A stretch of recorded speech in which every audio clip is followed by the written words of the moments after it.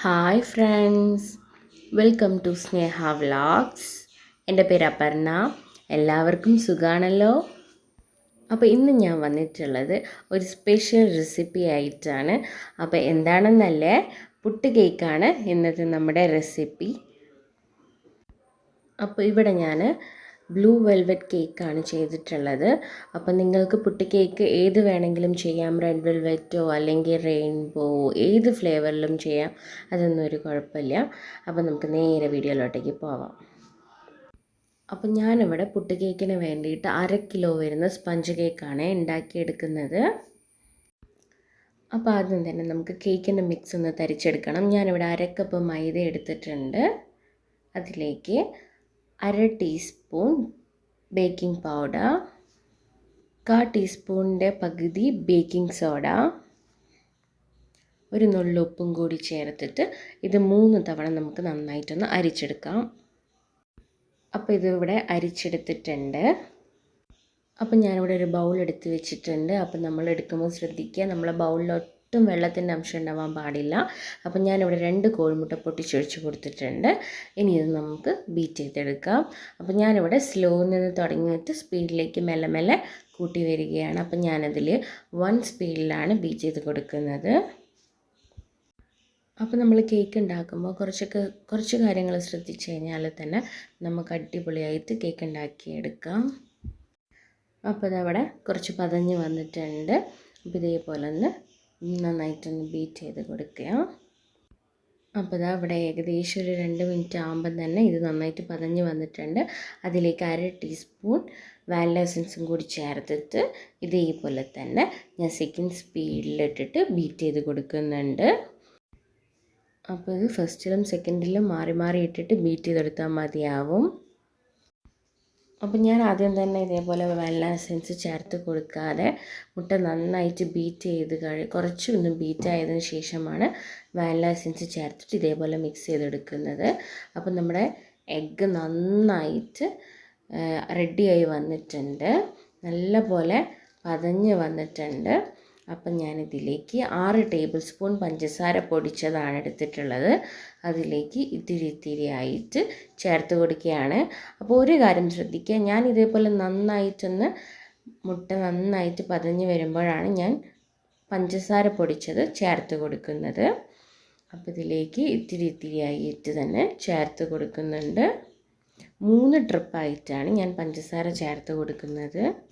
അപ്പം നമുക്ക് കട്ടകളൊന്നും ഇല്ലാതെ നന്നായിട്ട് ഷുഗർ പൗഡർ മിക്സായി കിട്ടും. അപ്പോൾ നിങ്ങൾ ചെയ്യുമ്പോൾ ഇതേപോലെ 3 തവണയായിട്ട് ഇട്ട് കൊടുത്തിട്ട് ഇതേപോലെ ബീറ്റ് ചെയ്തെടുക്കുക. അപ്പോൾ ഷുഗർ പൗഡർ ഇട്ടതിന് ശേഷം ഞാൻ സ്പീഡൊന്ന് കൂട്ടി വെച്ചിട്ടാണ് 3ലും 4ലും ഇട്ടിട്ടാണ് ബീറ്റ് ചെയ്തെടുക്കുന്നത്. അപ്പം ഞാനിവിടെ കളറൊക്കെ ഒന്ന് മാറി വരുമ്പോൾ 1 മിനിറ്റോളം ഫുൾ സ്പീഡിലിട്ടിട്ട് ബീറ്റ് ചെയ്ത് കൊടുക്കുന്നുണ്ട്. അപ്പോൾ നമ്മുടെ ബാറ്റർ ഇവിടെ റെഡി ആയിട്ടുണ്ട്. ഈ ഒരു കൺസിസ്റ്റൻസി ആകുമ്പോൾ നമുക്ക് നിർത്താവുന്നതാണ്.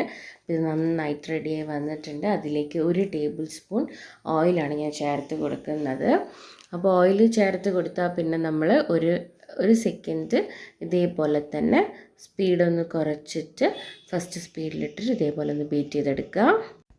ഒരുപാടങ്ങ് ബീറ്റ് ആവേണ്ട ആവശ്യമില്ല. ഇനി ഞാനിതിലേക്ക് 3 തവണ തരിച്ച് വെച്ച കേക്ക് മിക്സ് ഇതിലേക്ക് കുറച്ചായിട്ട് 3 തവണയായിട്ട് 3-4 തവണയായിട്ട് ഇതേപോലെ ചേർത്ത് കൊടുക്കുക.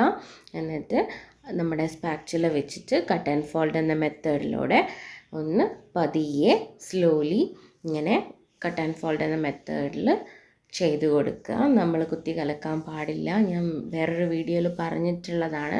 നമ്മൾ കേക്ക് ബാറ്റർ ഇതേപോലെ തന്നെ മെല്ലെ ശ്രദ്ധിച്ചിട്ട് ചെയ്യാം.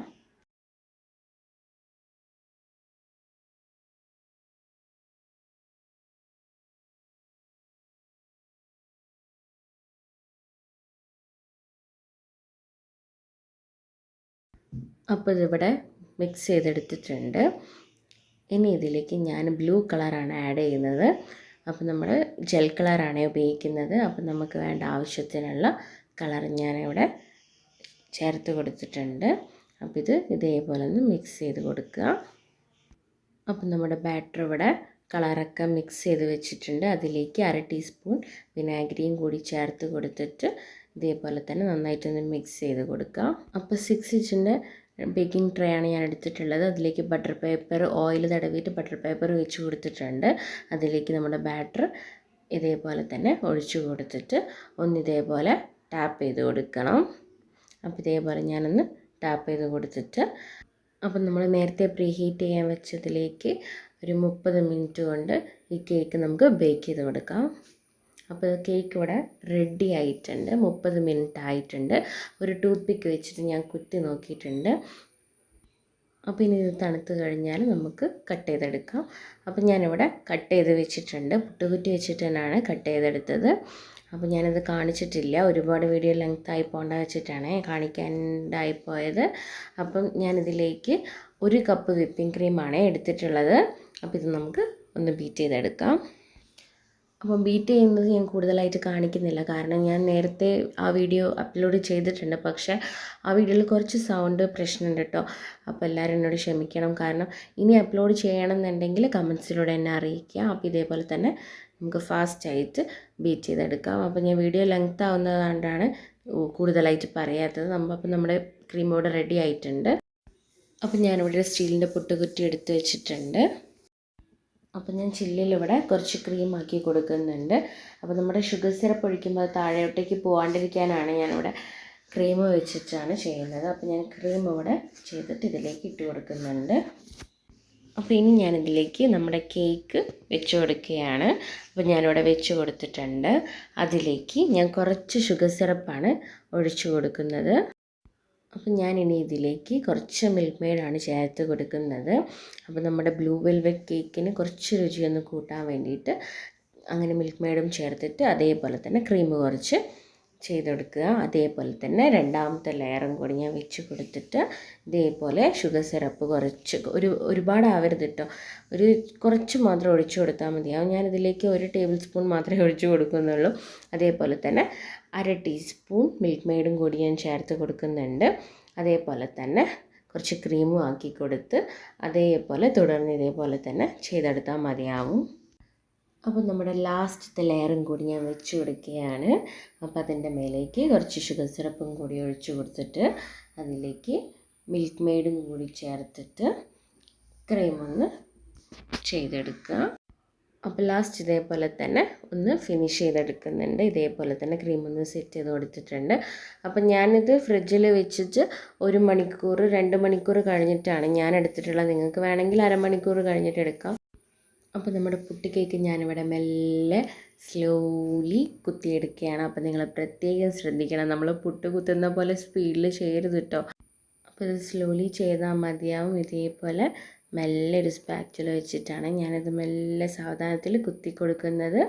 അപ്പോൾ നമ്മുടെ പുട്ട് കേക്ക് ഇവിടെ റെഡി ആയിട്ടുണ്ട്. ഞാനിവിടെ മെല്ലെ ഇതേപോലെ കുത്തി കൊടുക്കുന്നുണ്ട്. അപ്പോൾ ഞാനിവിടെ ഷുഗർ ബോൾസ് വെച്ചിട്ടൊന്ന് പുട്ട് കേക്കിനൊന്ന് ഡെക്കറേറ്റ് ചെയ്തെടുക്കുന്നുണ്ട്. അപ്പം നിങ്ങൾക്ക് വേണമെങ്കിൽ ഇതിൽ ചോക്കോ ചിപ്പൊക്കെ ആഡ് ചെയ്ത് കൊടുക്കാം, അതൊന്നും ഒരു കുഴപ്പമില്ല. അപ്പോൾ നിങ്ങൾക്ക് വേണമെങ്കിൽ ഇതിൽ ലെയറിലായിട്ട് വൈറ്റ് ചോക്കോ ചിപ്പൊക്കെ ചേർത്ത് കൊടുക്കാം. ഓരോ ഫ്ലേവറിനനുസരിച്ചിട്ട് നട്ട്സും അങ്ങനത്തെയൊക്കെ ചേർത്ത് കൊടുക്കാം, ഒരു കുഴപ്പമില്ല. അപ്പോൾ നമ്മളെ കേക്കിൻ്റെ ആ ഒരു ടേസ്റ്റ് തന്നെയാണ്, പക്ഷേ നമ്മൾ പുട്ടുകുറ്റിയിൽ ചെയ്യുന്നത് മാത്രം. അപ്പം നല്ലൊരു ടേസ്റ്റ് തന്നെയാണ്. അപ്പോൾ റെഡ് വെൽവെറ്റിനെ പോലെ തന്നെയാണ്, കളർ മാത്രം വ്യത്യാസം, ബ്ലൂ ആവുന്നതേ ഉള്ളൂ. അപ്പോൾ നല്ല ടേസ്റ്റാണ്, നിങ്ങൾ ട്രൈ ചെയ്ത് നോക്കുക. അപ്പോൾ എല്ലാവരും ഹാപ്പി ആയിട്ടിരിക്കുക, ഹെൽത്തി ആയിട്ടിരിക്കുക. അപ്പോൾ എൻ്റെ ചാനൽ ഇതുവരെ കാണാത്ത ആരെങ്കിലും കാണുകയാണെങ്കിൽ പ്ലീസ് ഒന്ന് പോയി സബ്സ്ക്രൈബ് ചെയ്തേക്കണേ. അപ്പോൾ ലൈക്കും സബ്സ്ക്രൈബും ചെയ്യുക, എന്നെ ഒന്ന് സപ്പോർട്ടും ചെയ്യുക. അപ്പോൾ ഇത്രയും ദിവസം എൻ്റെ കൂടെ നിന്ന് സപ്പോർട്ട് ചെയ്ത എല്ലാവർക്കും താങ്ക്സ്. അപ്പം മറ്റൊരു വീഡിയോ ആയിട്ട് അടുത്ത് തന്നെ വീണ്ടും കാണാം. Bye friends.